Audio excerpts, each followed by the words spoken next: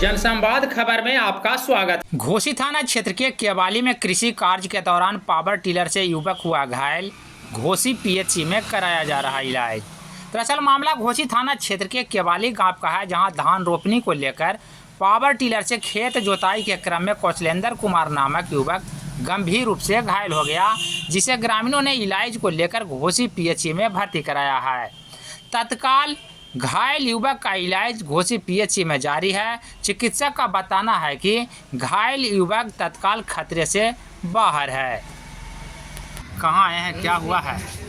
Ghosi PHC में आए हैं। हमारा भाई हल चला रहा था पावर टिलर से, इसी में अथी से उसको चोट लग गया है, चौकी से इलाज करने हेतु आए हैं पीएचसी घोसी में। अच्छा, क्या नाम हुआ आपका? जी, क्या नाम है घायल व्यक्ति का? कौशलेंद्र कुमार। आपका? मेरा नाम ओम प्रकाश दास है। घर? केवाली।